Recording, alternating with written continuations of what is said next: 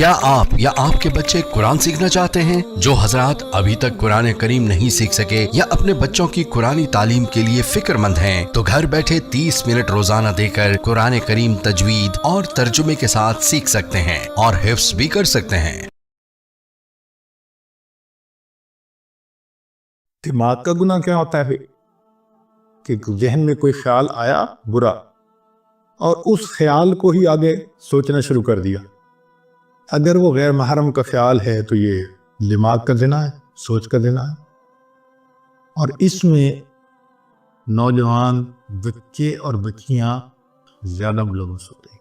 شاید وہ اس کو گناہ ہی نہیں سمجھتے کیونکہ وہ سمجھتے ہیں دوسرا تو کوئی پاس ہے نہیں۔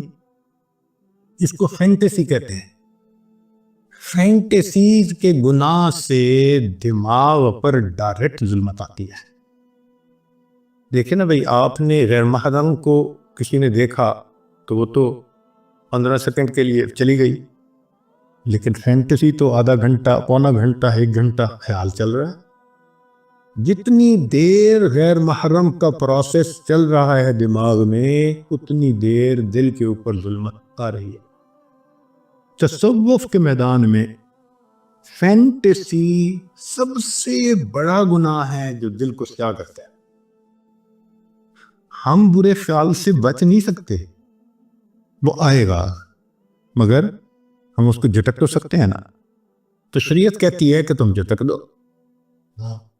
دیکھیں، حضرت سید جوار حسین شاہ رحمۃ اللہ علیہ سمجھایا کرتے تھے کہ ٹریفک پولیس کا ایک آدمی چوراہے پہ کھڑا ہوتا ہے، اس کا کام ہوتا ہے کہ بھئی تم نے یہاں پر ٹریفک جیم نہیں ہونے دینی، لہذا دائیں طرف سے ٹریفک آتی ہے تو وہ بائیں طرف، اور بائیں سے ٹریفک آتی ہے تو دائیں طرف، آگے سے آتی ہے تو پیچھے، پیچھے سے آتی ہے تو آگے، ان کو چلاتا رہتا ہے۔ جب تک ٹریفک اپنی اپنی طرف چلتی رہے گی، وہ ایک کامیاب ٹریفک کنٹرولر سمجھا جائے گا، اس کو انعام بھی ملے گا، تنخواہ بھی ملے گی، اس کو اپریسیشن کے لیٹر بھی ملے گے۔ اور وہی بندہ اگر چوراہے پہ کھڑا ہو اور جو گاڑی آ کے چوراہے میں رک جائے اس کو پوچھے ہی نہ، تو کیا ہوگا؟ ٹریفک جام ہو جائے گی، تو اس کی ڈیوٹی بدلتی جائے گی، ہو سکتا ہے اس کو نوکری سے نکال دیا جائے۔ تو دماغ بھی چوراہے کی مانند ہے، اس میں نیک خیال بھی آتے ہیں، برے بھی آتے ہیں۔ شریعت کہتی ہے کہ نیک ہیں تو سوچو بے شک، اور اگر برا ہے تو ذہن سے جھٹک دو، جمنے نہ دو۔ تو ایک اصول کی بات یاد رکھیں، برا خیال ذہن میں آنا برا نہیں ہے، برا خیال ذہن میں آنا برا نہیں ہے، برے خیال کو دل میں لانا اور دل میں جمانا یہ برا ہے۔ بات سمجھ گئے؟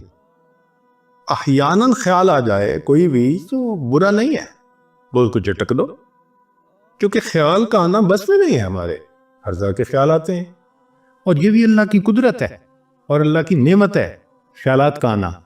اچھا سوچیں، آپ کو بیوی نے کہا جی کہ مجھے افطاری کا سامان بنانا ہے، تو آپ ذرا بازار سے فلاں فلاں چیزیں لے آئے۔ آپ گھر سے نکلے، راستے میں ایک بہت اسکول کے زمانے کا دوست مل گیا، 15-20 سال کے بعد ملاقات ہوئی، بڑا اچھا لگا، آپ اس سے حال احوال پوچھنے لگے، بات چیت کرنے لگے، مگر جب آپ اس سے بات کر رہے ہیں تو آپ کے ذہن میں بار بار خیال آ رہا ہے مجھے چیزیں پہنچانی ہے، ہر 2-4 منٹ بعد پھر آپ اگلی بات کرتے ہیں، پھر ذہن میں خیال آتا ہے۔ اگر یہ خیال نہ آتا اور آپ جس خیال میں لگے ہیں وہی ہوتا تو آپ کو تو وہی کھڑے کھڑے افطاری کا وقت ہو جاتا، اور گھر آتے تو پھر آپ کی افطاری بہت اچھی ہوتی۔ تو یہ اللہ کی رحمت ہے کہ ہم کسی کام میں مصروف ہو جاتے ہیں مگر ہٹ ہٹ کے خیال آتا رہتا ہے۔ آپ نے ایئرپورٹ پہ جانا ہے، آپ کو دیر ہو رہی ہے، ہم کہتے ہیں اچھا جی میں اب بات کو مکمل کرتا ہوں، مجھے ذرا جانا ہے، کہ یہ تو اللہ کی رحمت ہے بار بار خیال کا آنا۔ تو ریپیٹیشن ہونا خیال کا یہ فطرت ہے انسان کی۔ تو خیال آئیں گے، اچھے بھی آئیں گے، برے بھی آئیں گے، مگر اتنا ہوتا ہے کہ سالک کو برے زیادہ آتے ہیں، اچھے تھوڑے آتے ہیں۔ اور جب انسان سالک اپنے آپ پر محنت کر لیتا ہے تو پھر ایک ایسا وقت آتا ہے کہ اچھے خیال آتے ہیں، برا خیال آتا ہی نہیں۔